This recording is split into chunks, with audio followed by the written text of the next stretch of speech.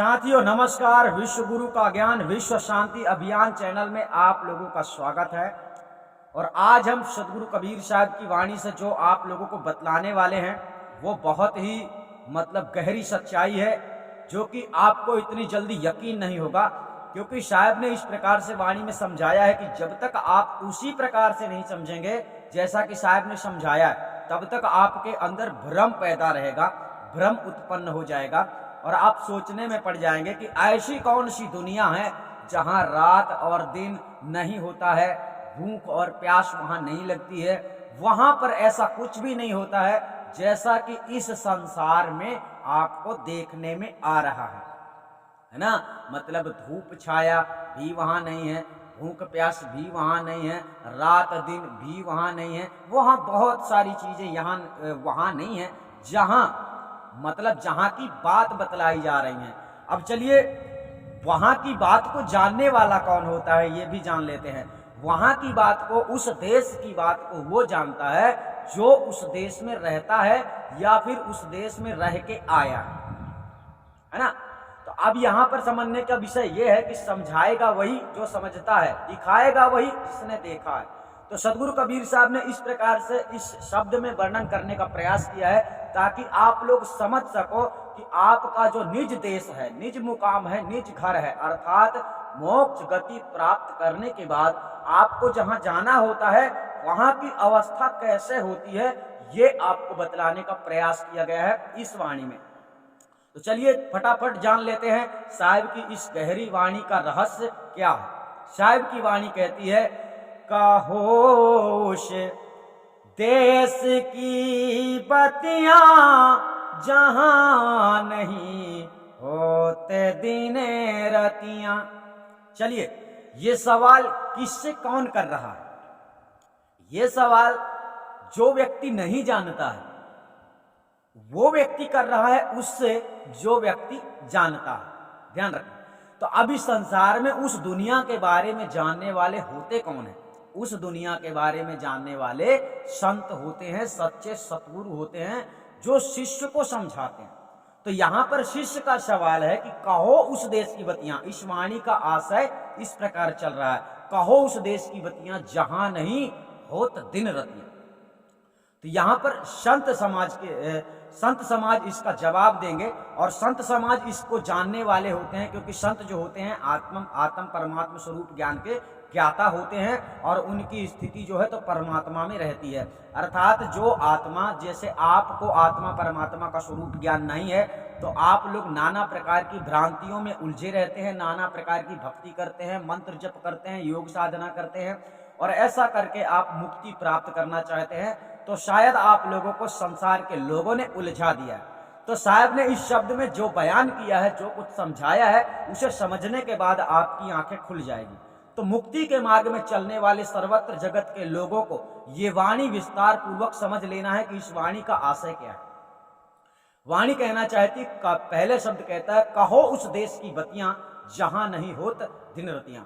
अब जहां दिन रात्रि नहीं होती है वह देश कौन सा है?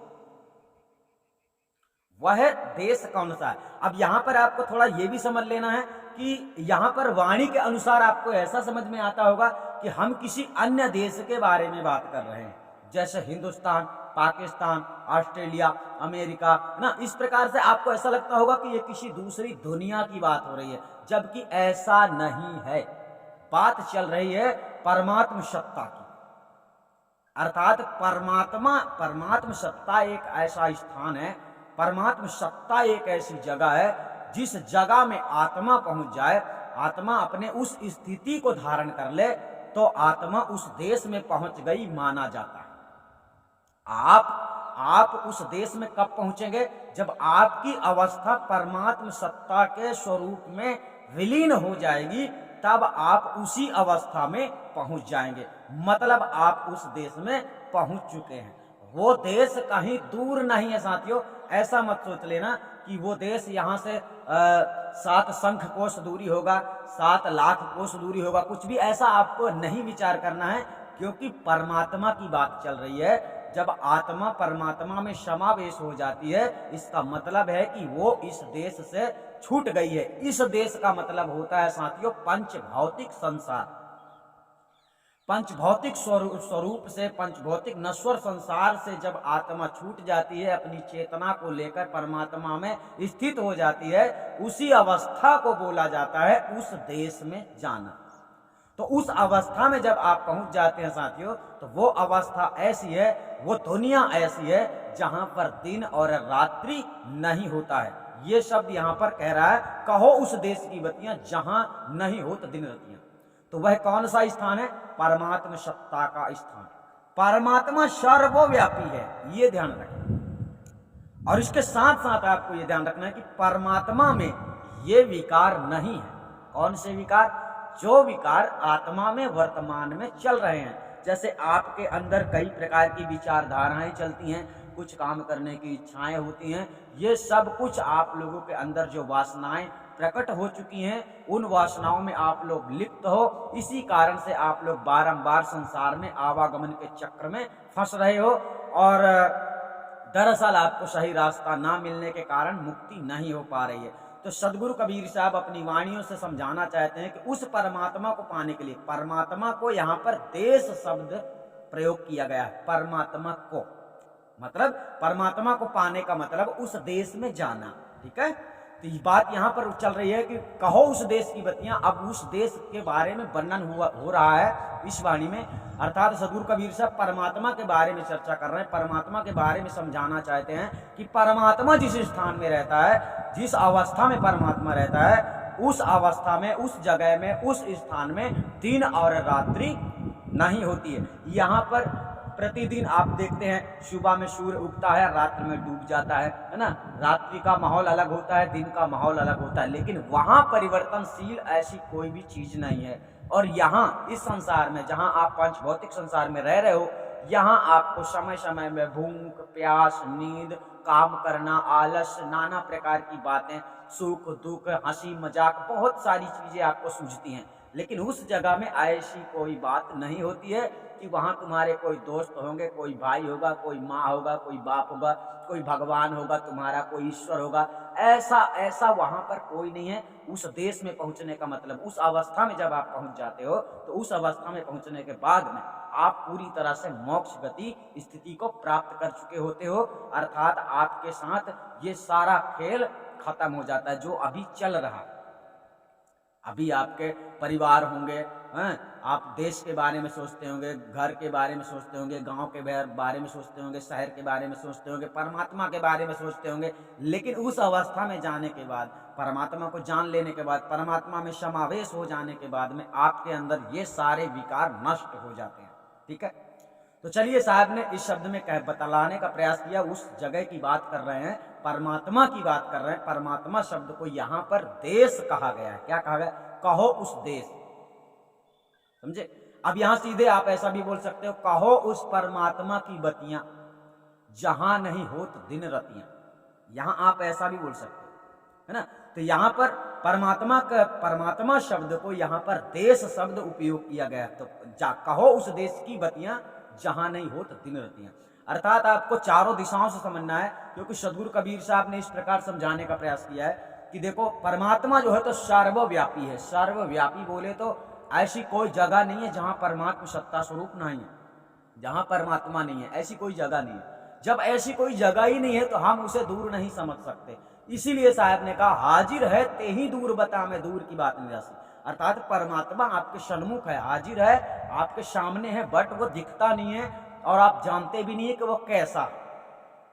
इसलिए समस्या खड़ी हो गई है। और परमात्मा परिवर्तनशील नहीं है, परमात्मा प्रकट नहीं होता है, परमात्मा किसी से प्रसन्न नहीं होता, परमात्मा किसी से निराश नहीं होता। ये सारी बातें आप लोगों को पता नहीं है, तो आप लोग भक्ति करते हैं इस प्रकार से कि परमात्मा खुश हो जाए, प्रसन्न हो जाए और परमात्मा हमको छुड़ा ले, इस बंधनों से हम छूट जाएं। तंत्र मंत्र जपते हैं, नाना प्रकार के आडंबर करते हैं, जैसा संसार में लोग बतलाते हैं। आपको ये सब कुछ भी नहीं करना होता है मुक्ति के मार्ग में। तो चलिए साहब आगे शब्द में क्या कहना चाहते हैं उसे जानने का प्रयास करते हैं।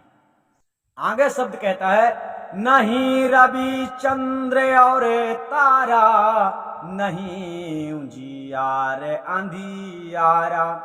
नहीं रवि चंद्र और तारा, न ही उजियार अंधियारा। अर्थात यहां पर शब्द कहता है ना तो वहां पर चंद्रमा है और ना वहां पर तारेगण है। किस जगह की बात चल रही है? उस देश की बात चल रही है, परमात्मा की बात चल रही, जहां परमात्मा रहते हैं। ठीक है, और ध्यान रखना परमात्मा स्वयं में रहता है, ये भी ध्यान रखना। तो इसलिए कहा जा रहा है कि वहां पर ना तारागण होते हैं और ना वहां पर चंद्रमा होती है, ना वहां सूर्य होता, न ही रविचंद्र और तारा, न ही उजियार अंधियारा। अर्थात वहां पर ना तो अंधेरा है और ना ही वहां पर प्रकाश है।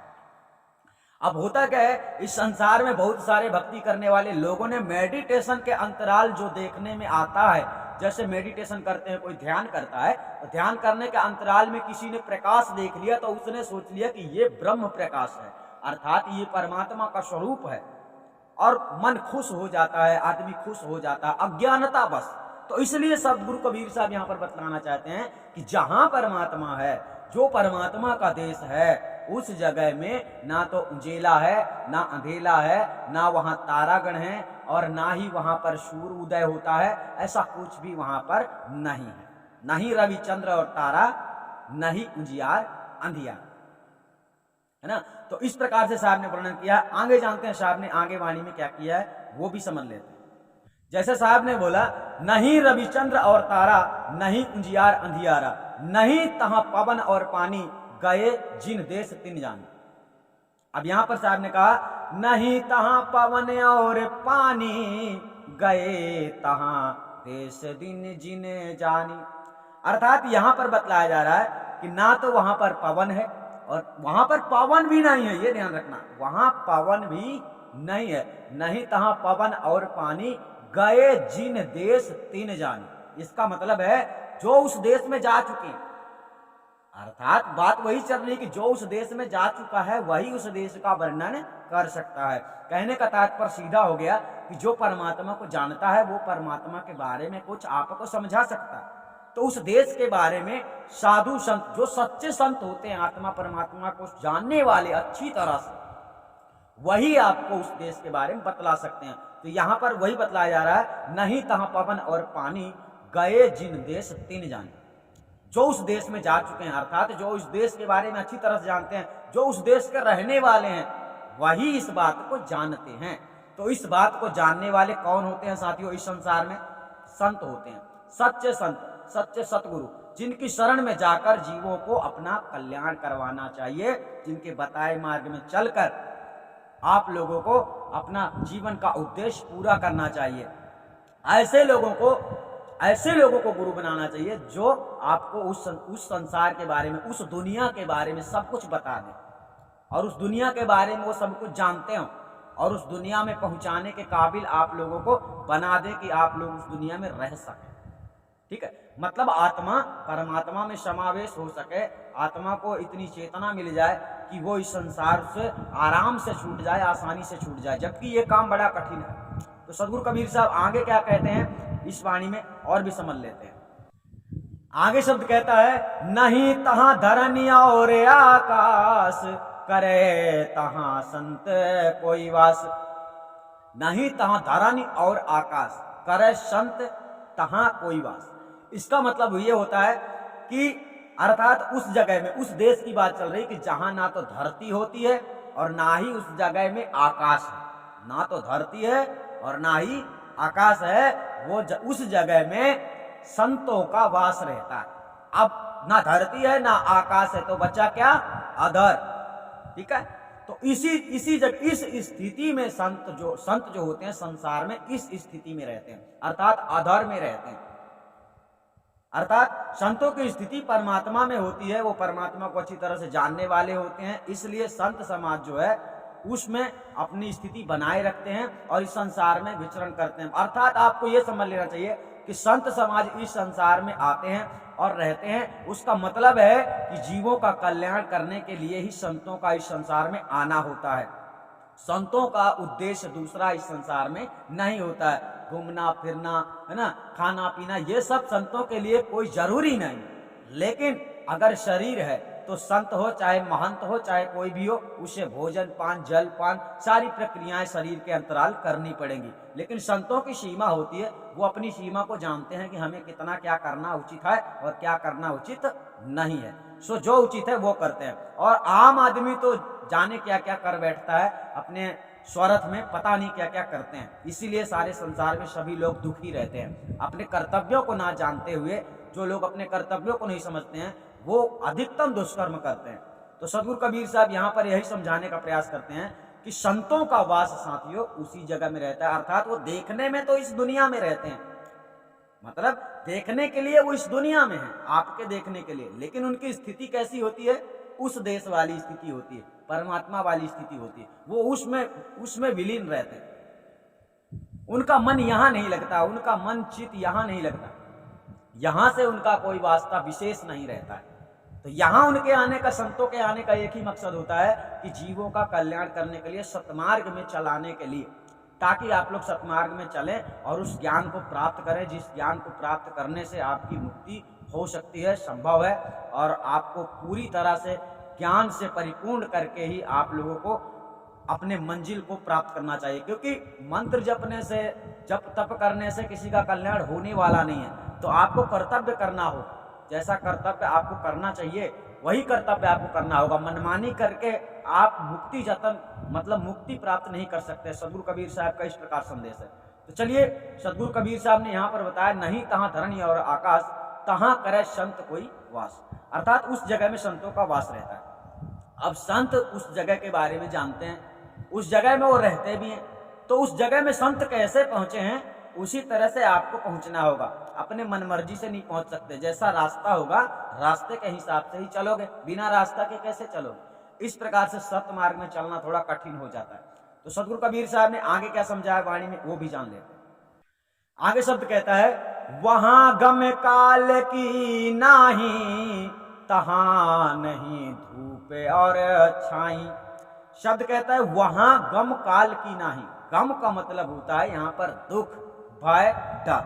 ठीक है, तो यहां पर शब्द बतलाया गया गम। देखो, जैसे किसी को दुख होता है वो गम ही है ना। कोई तकलीफ होती है, कोई समस्या होती है, कोई डर होता है, कुछ ऐसी बातों को गम बताया जाता है ना। गम में डूब जाना, विरह में, दुख में डूब जाना। तो सब साहब कहना चाहते हैं वहां गम काल की नाही, वहां नहीं धूप और छाई। अर्थात वहां धूप और जाला, जबकि वहां पर सूर्य ही उदय नहीं होता तो धूप छाया का सवाल ही नहीं है। लेकिन चलो वाणी कह रही तो समझना पड़ेगा। वहां गम काल की नाही, इस बात को समझो। इस संसार में साथियों सर्वत्र जीव को मौत का भय रहता है, मृत्यु का डर लगा रहता है, दुख शरीर में व्याप्त रहता है। हर समय कोई ना कोई दुख मन विचलित कर देता है, कोई ना कोई दुख बना ही रहता है।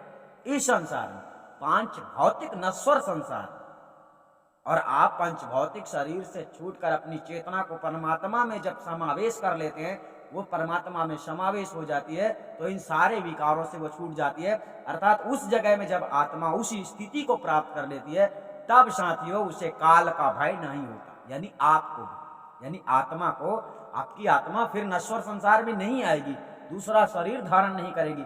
जब आपकी आत्मा उस देश में, मतलब उस अवस्था में पहुंच जाएगी, तब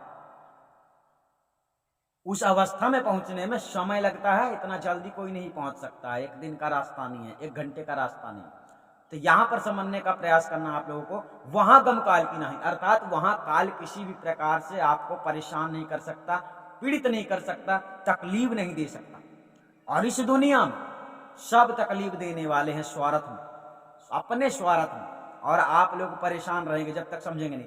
तो इस संसार को छोड़ने के लिए साहब का उपदेश है कि इस संसार को छोड़ना चाहते हो, इस दुख रूपी सागर से निकलना चाहते हो, तो मेरी बात को सुनो और स्वीकार करो और समझो, जैसा मैंने बताया है उसी मार्ग पे चलो। सदगुरु कबीर साहब का ये संदेश है।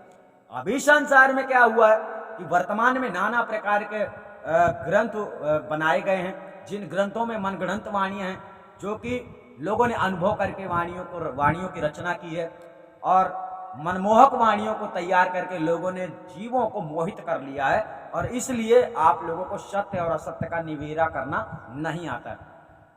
वैसे भी आप लोगों को सत्य के बारे में पता नहीं है, तो सत्य का निवेरा करना आप लोगों के लिए बड़ा कठिन कार्य है। इसलिए सत्य की खोज करना, सत्य को समझना, सतगुरु को प्राप्त करना इतना आसान नहीं है। जैसे आप लोगों को बड़ी आसानी से हर जगह में गुरु मिल जाता है, तो गुरु का मिलना, सतगुरु का मिलना बड़ा दुर्लभ कार्य है साथियों। इतना आसानी से सतगुरु नहीं मिलता है ना। इसी प्रकार से सतगुरु कबीर साहब यहाँ पर समझाने का प्रयास करते हैं कि आप लोग भूले हुए हो, भटके हुए हो, तो आप लोग जाग जाओ, समझ जाओ, चेत जाओ और मान जाओ। अर्थात जो कि सतगुरु कबीर साहब समझाने का प्रयास करते हैं, उस बात को अगर आप समझ लेते हो तो वास्तव में आप मोक्ष गति प्राप्त कर सकते हो। तो साहब ने यहाँ पर बतलाया, वहां गम काल की नहीं, वहां नहीं धूप और छाई। अर्थात यहाँ पर मुख्य शब्द ये बताया जा रहा है कि वहां गम काल की नहीं। अब आप जब उस अवस्था में साथियों पहुंच जाते हैं, तब आपके अंदर से सारे विकार निकल जाते हैं, आपके अंतर्गत से सारे विकार निकल जाते हैं, आपके सारे पाप कट जाते हैं, आप आवागमन चक्र से छूट जाते हैं। फिर ब्रह्म निरंजन भी चाहे, जो इस दुनिया को चला रहा है, वो भी अगर चाहे तो आपको इस दुनिया में नहीं ला सकता। लेकिन अगर अब इस दुनिया का मतलब यही है कि दूसरा जन्म तुम्हें नहीं दे सकता। मतलब दूसरे जन्म का लेने का मतलब ही होता है आपको फिर से इसी दुनिया में 84 लक्ष योनियों में भटकाना, है ना। तो जब आपको दूसरा जन्म देता है, ये एक आत्मा की ये दुनिया है साथ, और ये दुनिया छूट जाती है, ये दुनिया उजड़ जाती है। और इस दुनिया में आप लोग रहकर उस दुनिया के बारे में जान सकते हैं, उस दुनिया में पहुंच भी सकते हैं। उस दुनिया की मतलब हो गया परमात्मा वाला देश, यानी परमात्मा को आप जान सकते हैं। तो जब परमात्मा को आप जान लेंगे, परमात्मा को प्राप्त कर लेंगे, परमात्मा में विलीन हो जाएंगे, तो अब आप नश्वर संसार से छूट जाएंगे, आप जन्म मृत्यु के चक्र से हमेशा के लिए छूट जाएंगे। और अभी क्या है, इस संसार में जड़ माइक चमत्कारों में आप लोग उलझे रहेंगे। जो भी संसार में भौतिक चीजें आप लोगों को दिख रही हैं, बंगला है, गाड़ी है ना, बड़ी बड़ी चीजें आप लोग देखते हैं, जो सब कुछ नश्वर है। अर्थात आप ही नश्वर संसार में रह रहे हो, आपका ये शरीर ही नश्वर है, तो जो आप देख रहे हो वो तो नश्वर ही है। तो इस ऐसे मोह माया में नहीं पड़े रहना चाहिए, नहीं उलझे रहना चाहिए, क्योंकि ये आगे आपके लिए दुखदाई है। मान लीजिए आप मनुष्य का शरीर वर्तमान में धारण किए हुए हो, आपको मिला है परमात्मा की कृपा से, तो आप लोगों को चाहिए कि भक्ति के मार्ग में कदम बढ़ाएं और भक्ति करें और परमात्मा को प्राप्त करें, परमात्मा को जानने का प्रयास करें। परमात्मा को पूर्ण प्राप्ति के लिए आप लोगों को पूरा प्रयास करना चाहिए, पूरा प्रयास, थोड़ा नहीं। अधूरे मन से परमात्मा को प्राप्त नहीं किया जा सकता, अधूरे मन से उस देश में पहुंचना मुश्किल है, नामुमकिन है। पूरी लगन होनी चाहिए, पूरी लगन होगी तभी आप उस काबिलियत में पहुंचेंगे और सच्चे सतगुरु को खोजोगे, तभी आपका ये काम पूरा हो। ठीक है, तो सच्चे सतगुरु आप लोगों को आदि अनादि मुक्ति पंथ में मिलेंगे, ये भी ध्यान रखें। आगे चलते हैं, साहब ने आगे शब्द में क्या कहा वो भी समझ लेते हैं। आगे शब्द कहता है, न योगी योग से ध्यावे, न तपसी तन को जरे बाबे। शब्द कहता है ना योगी योग से ध्यावे, ना तपसी तन को जरवावे। अब यहां आगे शब्द कहता है, सहज में ध्यान से पावे, सुरति का खेल जहीं आवे। अब यहां पर पहले ये समझना, पहले शब्द को समझना फिर दूसरे शब्द को समझना, क्योंकि यहां पर ध्यान शब्द आ रहा है ना, तो हम आपको बतलाएंगे वो कौन सा ध्यान। ठीक है, आगे शब्द कहता है, ना योगी योग से ध्यावे, ना तपसी तन को जरवावे। योगी का मतलब यही, यहां पर भक्तों के लिए, भक्तों को यहां पर योगी बताया गया है। जैसे भक्त आत्मा, कोई भक्ति करने वाला है, उसे योगी बताया जा रहा है। और यहां पर जो योग शब्द आ रहा है, ना योगी योग से ध्यान, है ना, तो एक योगी शब्द जो आ रहा है, ये योगी शब्द आपके लिए, जो भक्ति मार्ग में उतर पड़ा है, भक्ति करने में चल पड़ता है, उसको यहाँ पर योगी बोला जाता है। और जो कोई व्यक्ति भक्ति में ध्यान करता है, उसी शब्द को यहाँ पर योग बतलाया जा रहा है। क्या बतलाया जा रहा है? योग।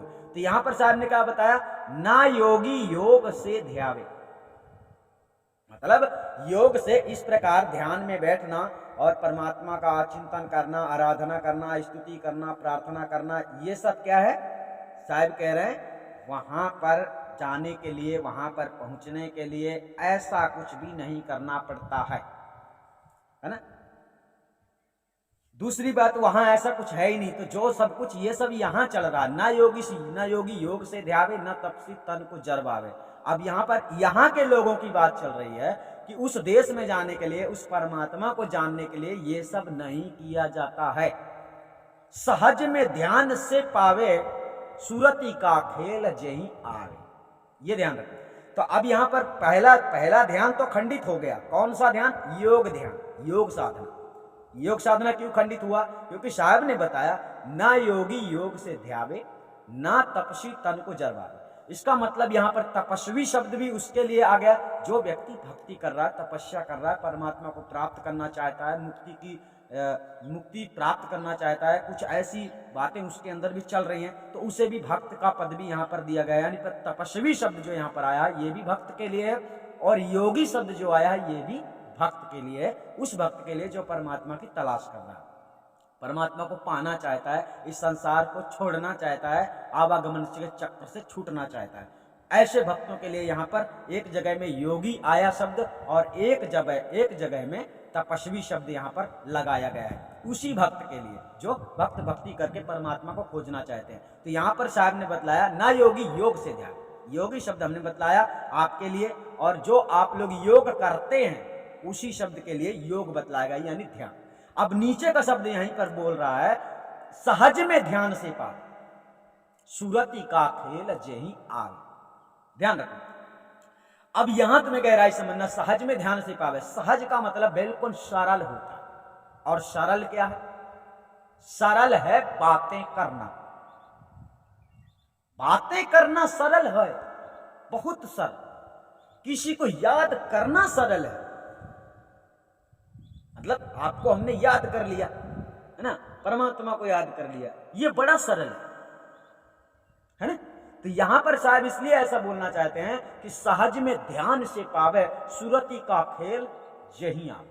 अब यहां पर ध्यान रखना कि साथियों, जो व्यक्ति आत्मा परमात्मा स्वरूप ज्ञान से परिचित होता है वो उस बात को, उस परमात्मा को तत्काल देख सकता है ना। अपनी सुरती को इस संसार से हटाकर उस परमात्मा में लगा दिया, सहज मतलब याद किया परमात्मा को, तत्काल परमात्मा में उसकी छवि बिखर गई, यानी परमात्मा की छवि उसको दिखाई देने लगी। ऐसा ध्यान साहब बतला रहे हैं, सहज में ध्यान से, ये सहज ध्यान है, मतलब हमने याद किया वो हज। अरे परमात्मा तो सदैव है, हर जगह है, अंदर है, बाहर है, हर समय है, तो उसके लिए कठिन ध्यान साधना करने की आवश्यकता नहीं है। सहज में ध्यान से पावे, सुरती का खेल जही आवे। अब सुरती का खेल साथियों ये भी थोड़ा निराला है। निराला इसलिए है क्योंकि जब आपको गुरु से ज्ञान प्राप्त होता है तब आपको आत्मा परमात्मा का स्वरूप ज्ञान प्राप्त होता है। अब उसे समझने में, पूरी तरह से पहचानने में बड़ा टाइम लग जाता है, ठीक है, बहुत टाइम लगता है उसको समझने में, जानने में, परखने में पूरी तरह से। मतलब इशारे के अनुसार आप समझ लेंगे, पहचान लेंगे, तत्काल में पहचान लेंगे, लेकिन उस तरह से आप तत्काल में पूरी तरह से नहीं पहचान पाएंगे जिस प्रकार की स्थिति संतों की रहती है। धीरे धीरे से आपके अंदर से जितनी तेजी से विकार हटते हैं उतनी तेजी से विवेक बुद्धि आपके तीव्रता से बढ़ती जाती है और आप अच्छी तरह से परमात्मा सत्ता को सर्वत्र जगत में देखने लगते हैं। इसी को कहते हैं कर नैनो दीदार महल में प्यारा, यानी सर्वत्र जगत में, अंदर बाहर तुम्हें सब जगह में वो दिखने लगेगा। कौन? परमात्मा। तो जब आपको वो सर्वत्र दिखने लगेगा, इसका मतलब हो गया कि आप सुरती का खेल खेलना जानने लगे हो। तभी आपको तत्काल यानी वर्तमान में बैठे हो, खड़े हो, सोते हो, जागते हो, हर समय आप जब चाहो उस दुनिया में पहुंच सकते हो। मान लो आपके ऊपर से कार निकल जाए, कार मतलब एक 4 व्हीलर निकल जाए, आप तो मर जाओगे, 3 सेकंड फिर भी लगेंगे मरने में, लेकिन आपको अपनी दुनिया में जाने में, मतलब कि सतलोक में जाने में, परमात्मा में जाने में, परमात्मा की जगह में पहुंचने में 3 सेकंड भी नहीं लगेगा।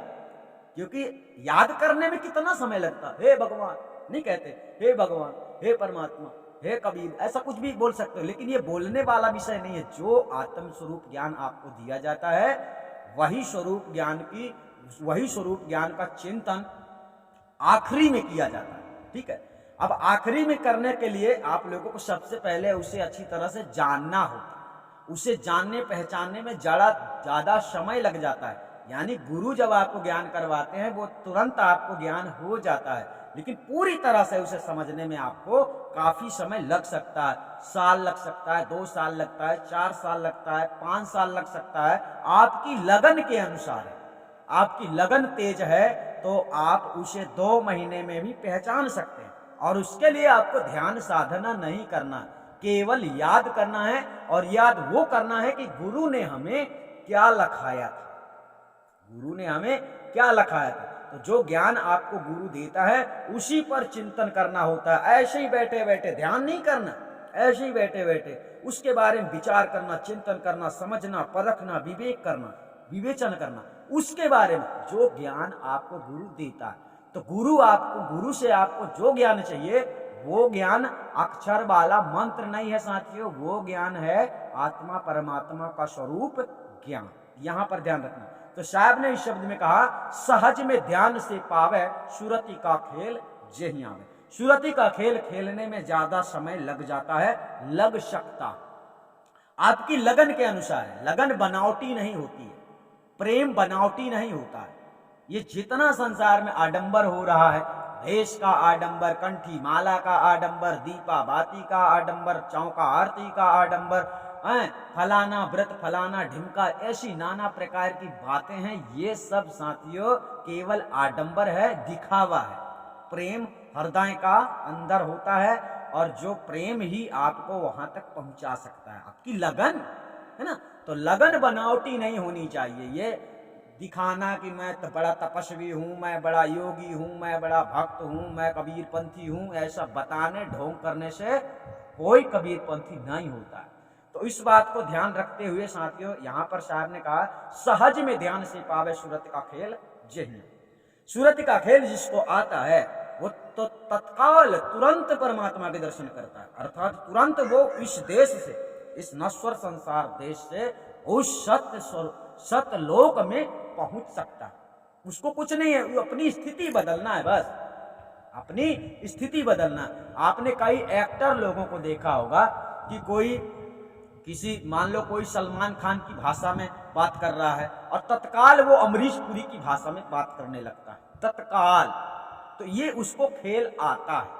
इसी प्रकार से जिसे सूरत का खेल आता है वो तत्काल सृष्टि में आ जाता है, यानी जगत प्रपंच के अनुसार विचार करने लगता है और तत्काल वो जगत प्रपंच से मुक्त होकर अविनाशी स्वरूप परमात्मा सत्ता में स्थित हो जाता है। ऐसी आत्मा उसकी होती है जिसको सूरत का खेल आता है, जिसे आत्मा परमात्मा का स्वरूप ज्ञान प्राप्त होता है, जो जिसका सच्चा सतगुरु होता है वो, ठीक है, उसके लिए। तो यहाँ पर सुरति का खेल उसी को आता है। अभी संसार में बहुत सारे लोग प्रश्न लिए घूमते हैं, सुरति को शब्द में कैसे जोड़ें, सुरति को शब्द में कैसे जोड़ें। ये लोगों के अंदर सवाल ऐसा चल रहा है कि जोड़ेगा कौन, सुरति कौन है, शब्द कौन। अरे सुरति शब्द जब बात आती है ना तो यहाँ आत्मा परमात्मा की बात होती है। अब तुम परमात्मा को जानते नहीं हो, चले जोड़ने फेविकोक लेके कि चलो जोड़ देते हैं, क्या जोड़ दो। यानी वही समझने का प्रयास करना आप लोगों को कि सर्वत्र संसार में जो है तो जगत में कबीर पंथी लोगों में भी बहुत मतलब भटकाया गया है। जो वास्तविकता थी वो चीज नहीं बताई गई है और जो वास्तविकता नहीं थी उसे बता दिया गया, जिसका कोई सार नहीं। चलिए साहब ने आगे क्या कहा है उसे भी जानने का प्रयास करते हैं। यहाँ पर आपने अच्छी तरह समझा होगा, ना योगी योग से ध्यावे, ना तपसी तन को जरवावे। अर्थात परमात्मा को पाने के लिए, मोक्ष प्राप्ति के लिए आप लोगों को ऐसा कष्ट धारण नहीं करना पड़ता है। ये बेकार के काम है। ऐसा करने से परमात्मा को ना तुम जान पाओगे, ना पहचान पाओगे, ना तुम्हारी मुक्ति, है ना। ना तपसी तन को जरवावे, तपसी शब्द भी यहाँ पर भक्त के लिए हुआ, योगी शब्द भी यहाँ पर भक्त के लिए हुआ। जो ध्यान करता है यहाँ पर उसको भी भक्त कहा गया है। अर्थात सहज में ध्यान से पावे, कौन पावे, भक्त। कोई भक्त जो सच्चा सतगुरु का शिष्य होगा, जिसे सच्चा सतगुरु से ज्ञान प्राप्त हो गया होगा आत्मा परमात्मा स्वरूप का, वो सहज में ध्यान से उसे प्राप्त कर सकता है, जान सकता है, देख सकता है निरंतर, है ना।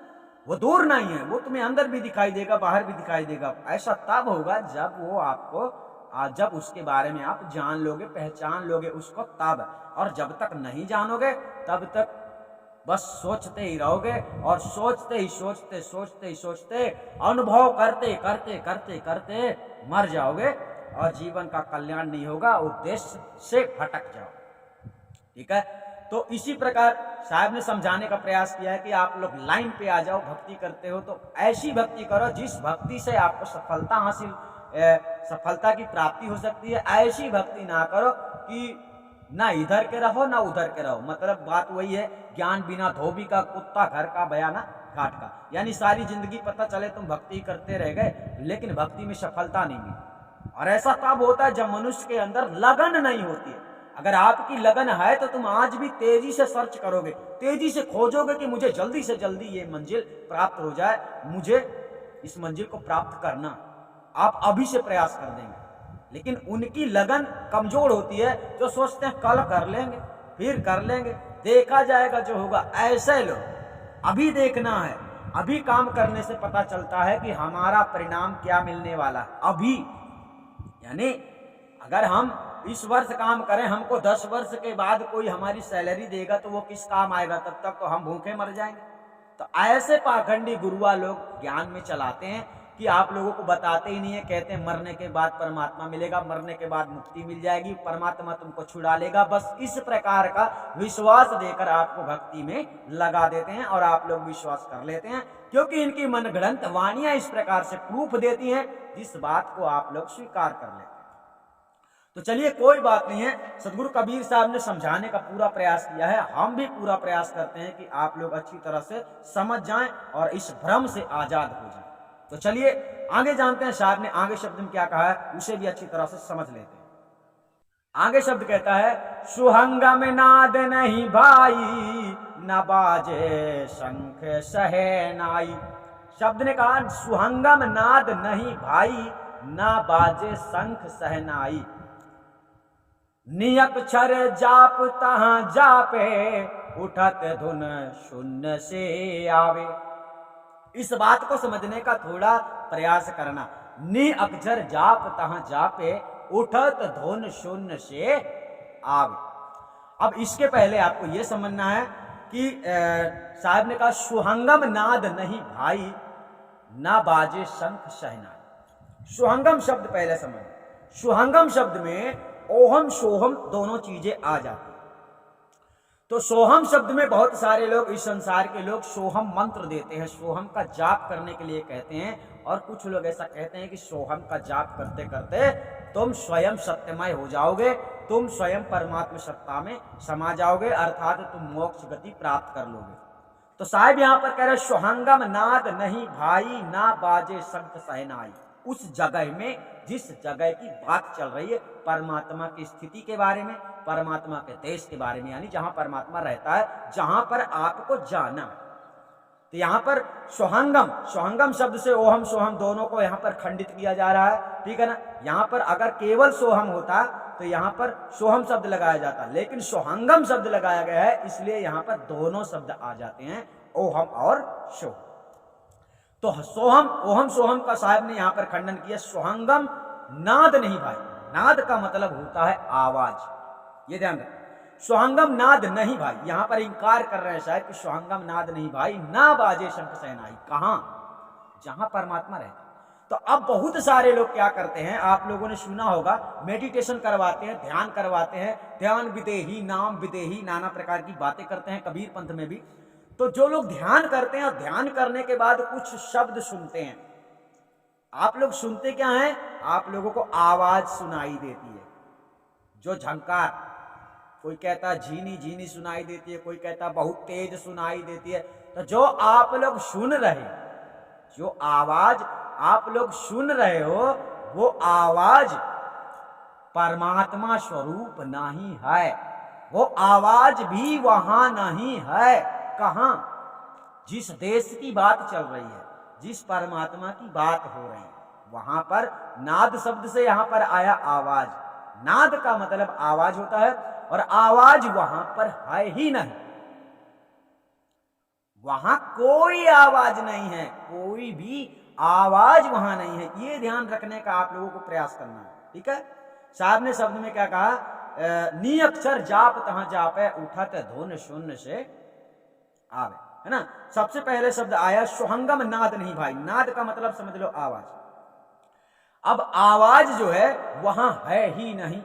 अब बहुत सारे लोग ध्यान करके आवाज सुनते हैं, बहुत सारे लोगों ने ऐसा समझाया है कि वो शब्द की धुन सुनना है, तो वो धुन आपके समझ में नहीं आता है कि आप धुन सुन रहे हो, वो आवाज सुन रहे हो। जब तक आप खपड़िया में ध्यान लगा के बैठते हो तब तक आपको सुनने को मिलता है, खपड़िया से ध्यान गया फिर सुनाई नहीं देता, परिवर्तनशील हो जाता है ना।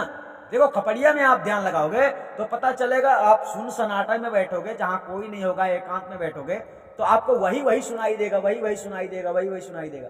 लेकिन आप जब ध्यान से छूटते हो तब वो परिवर्तन हो जाता है।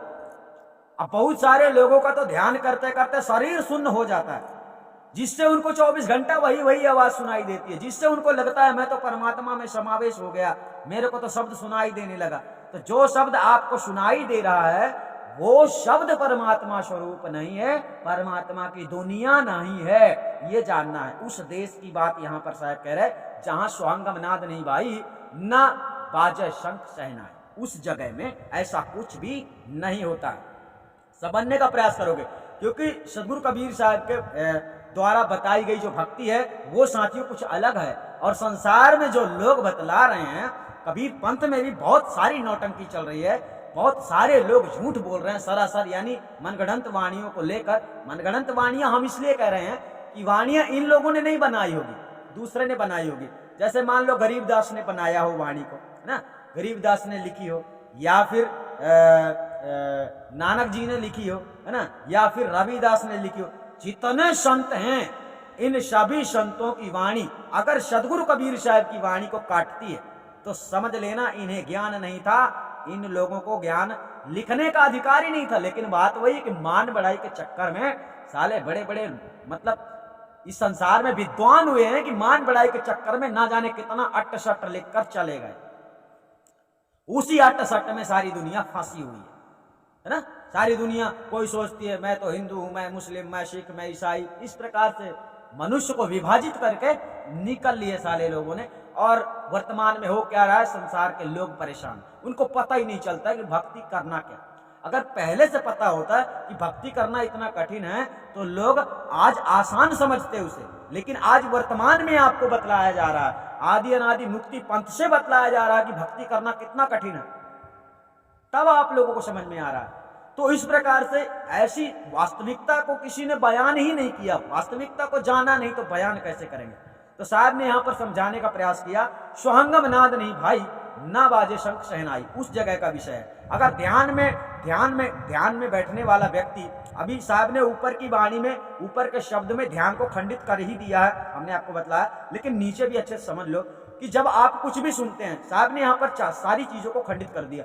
सुहंगम नाद नहीं भाई, ना बाजे शंख सहनाई, अर्थात आप वीणा बजाते हो, सितार बजाते हो, ढोल बजाते हो, उसकी आवाज आप सुनते हो ना, तो उस आवाज को नाद कहा जाता है। क्या कहा जाता है? नाद, ठीक है। तो नाद का मतलब ही आवाज होता है, और आवाज आप सुन रहे हैं और आपको लगता है कि हम परमात्मा की दुनिया में पहुंच गए। बहुत सारे लोग अपने आप को ध्यान करते हैं, मेडिटेशन करते हैं, और वो ऐसा सोच रहे हैं कि हम सूरत को शब्द में लगा रहे हैं, और मतलब शब्द सुनाई दे रहा है, आवाज आ रही है, तो उन्हें ऐसा लगता है कि हम परमात्मा की दुनिया में हैं। ये आपके अंदर की बहुत बड़ी गलतफहमी है। कोई भी व्यक्ति अगर ध्यान करके शब्दों को सुन रहा है, या फिर ज्योति प्रकाश देख रहा है, किसी प्रकार का प्रकाश देख रहा है, या फिर अनंत दुनिया, नाना प्रकार की चीजें देख रहा है, नाना प्रकार के दृश्य देख रहा है, तो आपको यह समझना है कि आप माइक चमत्कारों में फंसे हुए हो, आप छूटे नहीं हुए हो, और ऐसा छूट भी नहीं सकते। छूटोगे तब जब निर्द्वंद हो जाओगे, जब कुछ नहीं करोगे, पूजा पाठ नहीं करोगे, जप तप नहीं करोगे, सुमिरन नहीं करोगे, तमाशा नहीं करोगे, तब आप मुक्त माने जाओगे। अभी तो तुम फंसे हुए हो। कोई कहता है जाप करो, ये बंधन है, कोई कहता है ध्यान करो, ये बंधन है, ये सब चीज बंधन है। परमात्मा को पाने के लिए ये सब किया ही नहीं जाता। परमात्मा को पाने के लिए सिर्फ सत्य मार्ग में चलना पड़ता है। जैसा सतगुरु बतलाता है वैसा इस दुनिया में अपनी रहनी गहनी सुधारनी पड़ती है। और दूसरा काम है सतगुरु का, जो तुमको आत्मा परमात्मा का स्वरूप ज्ञान करवा देते हैं, उस ज्ञान में आपको रमण रहना, यानी उसी ज्ञान का चिंतन करना सदैव। ऐसा नहीं ध्यान करना, ऐसा नहीं करना, ऐसा करवाने वाले लोग गलत है। ठीक है, साहब ने ऐसा नहीं बताया। साहब ने यहां पर शब्द में बताया स्वांगम नाद नहीं भाई, ना बाजे शंख सहनाई। अब आगे चलो, नियक्षर जाप तहां जापे, उठत धुन शून्य से आ। अभी यहां पर आपको यह बतलाया जा रहा है कि जो धुन आप लोगों को सुनाई देती है, वो धुन आती कहां से? वो धुन जो आप लोगों को सुनाई देती है, वो धुन विराट शून्य से प्रकट होकर आती है। कहां से? विराट शून्य से, विराट शून्य की स्थिति से प्रकट होकर आती है। और जो उसे प्रकट करने वाला है वो है नी अक्षर। ध्यान रखना, वो कौन है? नी अक्षर। नी अक्षर जाप तहां जापे, उठत धुन शून्य से आवे। ध्यान से समझना, जो आप लोग सुन रहे हैं वो धुन जो है शून्य से उठकर आ रही है। और तुम्हें सदगुरु कबीर साहब ने क्या ज्ञान दिया है? संसार के लोगों को सदगुरु कबीर साहब ने क्या ज्ञान दिया है? शून्य वाला धुन नहीं दिया है कि तुम उस धुन को सुनो। उन्होंने नी अक्षर स्वरूप ज्ञान दिया। और नी अक्षर का जाप नहीं करना होता है। नी अक्षर स्वयं से वहां पर निरंतर है, सदैव है। नी अक्षर महाचेतन सत्य पुरुष परमात्मा को कहा जाता है। नी अक्षर जाप तहां जापे, अर्थात स्वयं से, वो स्वयं से चलता है, उसे कोई चलाने वाला नहीं है। यहां पर मतलब उससे होने वाली जो प्रक्रिया है वो स्वयं से है। लेकिन जो शब्द, जो धुन आप लोगों को सुनने में आते हैं, जो आप लोग सुन लेते हैं, उसको जो है तो साहब ने यहां पर बताया उठत धुन शून्य से आ। जो शब्द आप लोग सुनते हैं, जो जैसे ध्यान करने वाला व्यक्ति ध्यान करता है, वो शब्द कहां से आ रहा है? वो शून्य से आ रहा है। तो यहां पर सबसे पहले शब्द बतलाएगा नी अक्षर जाप तहां जापे। और साहब ने जो ज्ञान दिया है वो क्या है? साहब ने जो ज्ञान दिया है नी अक्षर, बिना अक्षर का शब्द, बिना अक्षर का शब्द जो कि लिखने पढ़ने बोलने में नहीं आता है, ऐसा शब्द साहब ने दिया। शब्द स्वरूप है परमात्मा, शब्द नहीं है परमात्मा। ये ध्यान रखना है आप लोगों को, ठीक है ना? क्योंकि अगर शब्द परमात्मा होता ना तो बड़ा आसान हो जाता। शब्द स्वरूप है परमात्मा, इसे समझना बड़ा कठिन है। तो साहब ने यहां पर बताया नी अक्षर जाप तहां जाप, उठत धुन शून्य से आ। देखो, आप लोग शून्य मंडल में रह रहे हो। शून्य मंडल को सीधे तरीके से अगर बोला जाए तो पूरे विश्व ब्रह्मांड को शून्य मंडल कहा जाता है। पूरे विश्व ब्रह्मांड एक ब्रह्मांड, और उसके अंतर्गत नाना प्रकार की चीजें, अनंत चीजें, मतलब गिनती ही नहीं है क्या क्या है इस विश्व ब्रह्मांड के अंदर, है ना? तो एक विश्व ब्रह्मांड को ही पूरा शून्य सम्राट कहा जाता है, शून्य। और उठत धुन शून्य से आवे, अर्थात शून्य के अंदर ही वो शब्द है जिस शब्द को आप लोग सुन सकते हैं, सुन लेते हैं, समझ रहे हो? लेकिन जो परमात्म स्वरूप सत्ता रूपी शब्द है, वो शब्द बिना गुरु के कोई भी नहीं प्राप्त कर सकता, नहीं जान सकता। शंका यहां है, मुसीबत यहां है, प्रॉब्लम यहां है। तो साहब ने बताया नी अक्षर जाप तहां जापे, उठत धुन शून्य से आवे। नी अक्षर का जाप नहीं करना होता है, ये ध्यान रखना, ठीक है? वो स्वयं से निरंतर है, अर्थात वो चलायमान नहीं है, वो स्वयं में रहता है। ये समझने का प्रयास करना, क्योंकि आप लोगों को परमात्मा सत्ता सदगुरु कबीर साहब के द्वारा जो ज्ञान दिया गया है वो है नी अक्षर शब्द, अर्थात सार शब्द उसी को कहा जाता है, उसी को सार नाम कहा जाता है, उसी को आदि नाम कहा जाता है, उसी को सत्य नाम कहा जाता है। लेकिन ये सब सारे नाम संकेतिक नाम है। जब आपको प्राप्त होता है वो ज्ञान, उसी को कहते हैं आत्मा परमात्मा का स्वरूप ज्ञान। जब आपको वो चीज नी अक्षर प्राप्त होता है तो वो कोई मंत्र नहीं है जिसे आपको जपना है, बिल्कुल नहीं। वो है आत्मा परमात्मा का स्वरूप ज्ञान। ये ध्यान रखने का विषय है। तो इस प्रकार से यहां पर आपको साहब ने समझाने का बहुत प्रयास किया कि नी अक्षर जाप तहां जाप है। तहां मतलब परमात्मा सत्ता। अब वहां केवल वही है, वही वही है ना। तो वो उसी में वो स्वयं में रहता है। अब बात यही लफड़े वाली ये आ जाती है कि आप लोग इस बात को अभी इतनी जल्दी समझोगे नहीं, क्योंकि वहां वही वही है, वहां दूसरा कोई है ही नहीं, है ना। तो वहां जब वही वही, वो किसका जाप करता है? यहां पर साहब ये कह रहे हैं, कहना चाहते हैं कि उसी में अनंत आत्माएं विद्यमान हैं, उसी में नि अक्षर स्वरूप में। और आप लोगों का नि अक्षर स्वरूप ही आप लोगों का स्वरूप है, असली स्वरूप।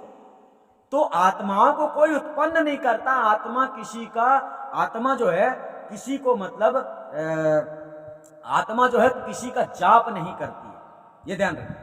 आत्मा किसी का जाप नहीं करती है। आत्मा स्वयं से इच्छानुसार उत्पन्न होती है और आत्मा स्वयं से इच्छानुसार अपने परमात्मा सत्ता में विलीन हो जाती है। परंतु ऐसा तब होता है जब आप कर्तव्य करते हैं, आपकी इच्छा जब आगे बढ़ेगी। जब आज साहब ने बताया जाकी सूरत लगी है जहां, कहां कबीर से पहुंचे तहां। अर्थात आपकी इच्छा जब होगी कि मुझे भक्ति करना है, मुझे परमात्मा में जाना, तभी आप जा पाओगे। और इस संसार में हर चीज को प्राप्त करने का एक कर्म प्रधान किया गया है कि आपको क्या करना है, क्या प्राप्त करना है, तो क्या करना है ना, एक रास्ता दिया गया। तो सतगुरु कबीर साहब ने आत्माओं को इच्छानुसार उसी जगह में उसी स्थिति को प्राप्त करने के लिए जो कर्म करना जरूरी है, उसी प्रकार का मार्ग दिया है, उसी प्रकार के रास्ते में चलाया है, ताकि आप वहां जाना चाहो, आपकी इच्छा हो तो आप जा सकते। ठीक है। तो यहां पर शब्द कहता है नि अक्षर जाप तहां जापे उठत धुन शून्य से आवे। आगे चलते हैं, साहब ने आगे शब्द में क्या कहा उसे भी अच्छी तरह से जान लेते हैं। आगे शब्द कहता है मंदिर में दीप बहुबारी नयन भई है अंधियारी। अर्थात इसका मतलब ये हो गया मंदिर में दीप बहुबारी, इसका तात्पर्य ये होता है साथियों, मंदिर में अब वैसे ज्यादातर देखो संसार में लोग मंदिर मस्जिद बनवा कर ही जाते हैं और मंदिर मस्जिदों में दीपक लगाते हैं, नाना प्रकार की भक्ति करते हैं परमात्मा को प्राप्त करने के लिए। तो ये मतलब आप लोगों को समझा रहे हैं कि आप इन आडंबरों से दूर रहो, अर्थात ऐसा करने से आपको ज्ञान नहीं प्राप्त होगा। यहां पर बताया गया नयन भई अंधियारी, अर्थात आप ऐसा करते करते बचपन से बूढ़े हो जाओगे, आपको परमात्मा का ज्ञान नहीं होगा, मुक्ति प्राप्ति नहीं होगी। ऐसा करते रहने से तो मंदिरों में दीप जलाना, तीर्थों में जाना, है ना, नाना प्रकार के कर्म कांडों में फंसे रहना, क्रियाकर्म करते रहना, प्राणायाम करते रहना, ध्यान योग साधना करते रहना, इस प्रकार की बातें, ऐसा सब कुछ करते रहने से आप लोगों का मुक्ति वाला कार्य पूरा नहीं होता है। इसलिए साहब यहाँ पर शब्द में कहते हैं मंदिर में दीप बहुबारी नयन भई है अंधियारी, अर्थात आपको ज्ञान नहीं हुआ, इतना सब कुछ करते करते जिंदगी की शाम हो गई, जिंदगी में बुढ़ापा आ गया, जिंदगी में अंधेरा छा गया, है ना। जिंदगी में इस मनुष्य तन में जब तक ज्ञान नहीं होता तब तक अंधियारा ही माना जाता है, अर्थात अज्ञानता ही इस शरीर के अंतर्गत अंधियारा है और ज्ञान ही इस शरीर के अंतर्गत प्रकाश है ना। तो साहब ने बताया कबीर वह देश है न्यारा, लखै कोई नाम का प्यारा। अब कबीर वह देश है न्यारा, कहने का तात्पर्य कबीर साहब जिस देश से आते हैं, जिस अवस्था को छोड़कर इस मानव स्थिति में आते हैं, तो उनकी स्थिति भी बदल जाती है। तो जिस देश के वो रहने वाले हैं, जिस देश में वो रहने वाले हैं, उसी देश की बात सदगुरु कबीर साहब बतला रहे हैं। कबीर वह देश है न्यारा, मतलब मेरा देश ऐसा है, न्यारा है, जिस प्रकार से है वो जैसा भी है उसे जानता कौन है? जो नाम का दीवाना है। अब यहां पर नाम शब्द परमात्मा के लिए बताया गया, लखै कोई नाम का प्यारा। वो नाम नि अक्षर नाम, नि अक्षर नाम को यहां पर हम परमात्मा भी कहेंगे और यहां पर नि अक्षर नाम को हम आपका स्वयं का देश भी कहेंगे, जिस देश के बारे में इस वाणी में वर्णन किया गया। कहो उस देश की बतियां जहां नहीं होत दिन रतियां। तो यहां पर देखो नि अक्षर को देश भी कहा जाएगा, इसी शब्द में नि अक्षर को देश भी कहा जाएगा। यहाँ पर जो नाम शब्द है, ये नाम शब्द भी परमात्मा के लिए है, परमात्मा की ओर संकेत कर रहा है, क्योंकि परमात्मा का नाम ही जब आपको प्राप्त होता है तभी आपको आत्मा परमात्मा का स्वरूप ज्ञान प्राप्त हो जाता है। अब इस संसार में पाखंडी लोगों ने ऐसा नाम देना शुरू किया है, इसको जपो, जपने से मुक्ति होगी, इसको जपते रहो, सुमिरन करो, ध्यान करो, भजन करो, सुरती में शब्द जोड़ो, नाना प्रकार की बातें आडंबर मतलब करने वाले लोग है संसार। तो इस प्रकार से सतगुरु कबीर साहब ने इस वाणी में क्या समझाने का प्रयास किया है? कबीर वह देश है न्यारा, लखै कोई नाम का प्यारा। मतलब कोई परमात्मा का दीवाना, कोई परमात्मा की सच्ची लगन जो लगाता है वो उसे पहचान पाता है। कठिन है जब लगन ही नहीं लगेगी। देखो आदि अनादि मुक्ति पंथ में आपका ये सारा काम पूरा हो सकता है। मुक्ति के मार्ग में अगर आप चलना चाहते हो सारा काम पूरा हो सकता है, लेकिन आप नहीं चलोगे तो आपको ज्ञान ही नहीं मिलेगा। क्योंकि आदि अनादि मुक्ति पंथ सदगुरु कबीर साहब के संविधान के अनुसार चल रहा है और यहाँ पर सब लोगों को अपने मर्जी से काम नहीं करना होता है। यहाँ पर जैसा आदि अनादि मुक्ति पंथ का फैसला होता है उसी के अनुसार कोई जुड़ता है, उसी के अनुसार कोई भक्ति करता है और उसी के अनुसार भक्ति करने से किसी को यहाँ से ज्ञान प्राप्त होता है। मतलब आदि अनादि मुक्ति पंथ से। आदि अनादि मुक्ति पंथ की सबसे बड़ी सुविधा है साथियों कि आप लोग घर बैठे जुड़ सकते हैं, घर बैठे सेवा कर सकते हैं, घर बैठे अपनी पढ़ाई कर सकते हैं। मतलब इस ज्ञान की भी पढ़ाई करना होता है। ऐसा नहीं है कि बस कुछ नहीं है, कोई वो नहीं है, नाम ले लो, मंत्र ले लो, निकल गए, मुक्त हो गए। ऐसा नहीं है, इतना ईजी नहीं है। लोग अगर ऐसा समझते हैं तो सदगुरु कबीर साहब ने समझाने का प्रयास किया, कबीर वह देश है न्यारा। वह देश न्यारा कैसे है? इस संसार से न्यारा है, इस संसार से अलग है। अलग का मतलब यहाँ पर ये होता है कि जैसा ये है ना पंच भौतिक संसार, ये परिवर्तनशील है। भूख, प्यास, नींद, आलस, काम, क्रोध, लालच, लोभ, ये सब इस शरीर के अंतर्गत आत्मा रहती है तो ये सब इसके अंतर्गत होता ही रहता। लेकिन उस देश में ऐसा कुछ भी नहीं होता। इसलिए उस देश को यहाँ पर साहब कहते हैं कबीर वह देश है न्यारा, लख है कोई नाम का प्यार, नाम का दीवाना, है ना। तो इस प्रकार से साथियों सदगुरु कबीर साहब ने इस वाणी में बतलाने का प्रयास किया है। आप लोगों को भी समझने का प्रयास करना है और ज्यादा हद तक कबीर पंथी सभी लोगों को आप लोगों को भेजना है ऐसी वीडियो, क्योंकि विश्व गुरु का ज्ञान विश्व शांति अभियान चैनल में सारे संसार के लोगों को, यानी जितने लोग भक्ति के मार्ग में चल रहे हैं, जितने लोगों को भक्ति को जानना जरूरी है, भक्ति करते हैं। तो देखो भक्ति करना और भक्ति होना ये दोनों कठिन सवाल। आप जब करते हैं ना तो भक्ति होती नहीं है, और जो भक्ति होती है ना वो भक्ति सही है। मतलब आपके अंदर परमात्मा के प्रति प्रेम होना चाहिए, स्नेह होना चाहिए और श्रद्धा होना चाहिए और उनके वचनों को, उनके इशारे को समझने का आपके अंदर विवेक होना चाहिए। मतलब सदगुरु कबीर साहब ने बहुत कुछ समझाया है, लेकिन सदगुरु कबीर साहब की बात सबके समझ में नहीं आती और सबकी बात सबके समझ में आ जाती है। क्योंकि सबकी बातें कुछ आसान है, लेकिन सदगुरु कबीर साहब की बातें थोड़ा कठिन है। उन्होंने जैसा बताया है ना वो जल्दी किसी के अंदर प्रवेश नहीं होता। और हाँ, जिसके अंदर कबीर साहब की बातें प्रवेश हो गई उसका तो समझ लो बेड़ा पार हो गया और हो ही जाएगा। यानी शब्द की चोट जिसे लगती है। तो सदगुरु कबीर साहब ने इस प्रकार से इस वाणी में समझाया है, परमात्मा को देश शब्द से बतलाने का प्रयास किया है। कहो उस देश की बतियां, है ना। तो यहाँ पर देश शब्द जो लगा है ये परमात्मा के लिए लगा है। कोई ऐसा देश नहीं है, आप ऐसा मत समझ लेना कि यहाँ से 15 लाख कोस दूरी, है ना, और कुछ दूरी वहां परमात्मा है, वहां सतलोक है। ऐसा मत सोच लेना। सतलोक आप जहां खड़े हो वहां भी सतलोक है, ठीक है, लेकिन वो अलग है, इस शरीर से अलग है, वो शरीर नहीं है, ठीक है। ये शरीर मिथ्या है, नश्वर है, ऐसा जब आप समझेंगे तब आप भक्ति के मार्ग में आगे बढ़ेंगे। तो वीडियो को आप लोग ज्यादा से ज्यादा शेयर करें ताकि सारी दुनिया के लोगों को अच्छी तरह से पता चले परमात्मा के बारे में सच्चाई क्या है, हकीकत क्या है, और खुद भी आप समझने का प्रयास करें कि कौन सी बात कितना सही है, ठीक है। क्योंकि इस वाणी में आप लोगों को इस चैनल में जो भी ज्ञान दिया जाता है, इस चैनल में जो भी आपको ज्ञान मिलेगा वो सभी ज्ञान यानी सदगुरु कबीर साहब की वाणियों के अनुसार प्रैक्टिकल प्रूफ तौर में दिया जा रहा है। यानी ये समझाया जो जा रहा है ये प्रैक्टिकल प्रूफ के तरह में समझाया जा रहा है। लेकिन ऐसा आपको अनुभव तब होगा जब आपको आत्मा परमात्मा का स्वरूप ज्ञान हो जाएगा। अभी आप लोगों को आत्मा परमात्मा का स्वरूप ज्ञान नहीं होगा तो आप लोगों के दिमाग में नाना प्रकार के भ्रम उत्पन्न होते होंगे। ऐसा कैसे हो सकता है, ऐसा कैसे हो सकता है। तो बात वही है कि जो जानता है वही वास्तविकता को बयां कर सकता है। तो आप लोग समझ गए होंगे। तब तक के लिए साथियों नमस्कार। आप सभी लोग अपना ध्यान रखेंगे और वीडियो को ज्यादा से ज्यादा शेयर करें ताकि बेकार की भक्ति करने वाले भक्ति को छोड़कर अपने घर द्वार को संभालें और भक्ति करने वाले भक्ति के रास्ते को अच्छी तरह से समझने का प्रयास करें और भक्ति में कामयाबी हासिल करने का प्रयास करें। नहीं तो दीपा धूपा करते करते आडंबरों में फंसे रहने से टाइम भी की बर्बादी होगी, जीवन की बर्बादी होगी, मूल पूंजी की भी बर्बादी हो जाएगी। यानी बात वही, जाका गुरु है आंधरा चेला कहा करा।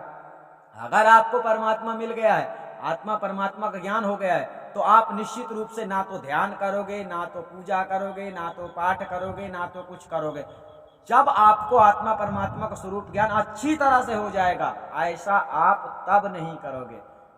तब आप लोगों को सतनाम बोलने की जरूरत नहीं पड़ेगी, बंदी छोड़ बोलने की जरूरत नहीं पड़ेगी, साहेब जी बोलने की जरूरत नहीं पड़ेगी। ये सब बोलने की आवश्यकता फिर नहीं होती है, जिसे आत्मा परमात्मा का स्वरूप ज्ञान हो जाता है। और जिसे नहीं होता वो सारी जिंदगी है परमात्मा, हे भगवान, हे ईश्वर, हे अल्लाह, हे रब, हे खुदा, हे गॉड, वो ऐसे ही करते करते मर जाता है। उसे किसी के दर्शन नहीं होते, उसे मालूम नहीं पड़ता। तो चलिए इसी प्रकार से सत्संग को खत्म करते हैं और आपके समझ में आ गया होगा। हम आपको फिर मिलेंगे दूसरी अच्छी और बहुत सुंदर वाणी के साथ, ताकि आप लोग गहराई से उसे समझ सकें। वीडियो को ज्यादा से ज्यादा शेयर करें ताकि सब लोग जाग सके, समझ सके और चेत सकें। और अपने जीवन का कल्याण करने के लिए आप लोगों को आदि अनादि मुक्ति पद में जुड़ना चाहिए, ताकि आप लोगों को आने वाले भविष्य में आत्मा परमात्मा का स्वरूप ज्ञान प्राप्त हो जाए और आप लोग भी उस अवस्था को प्राप्त कर लो जिस अवस्था को प्राप्त करने के बाद मनुष्य आवागमन से छूट जाता है। साथियों नमस्कार, तब तक ले धन्यवाद।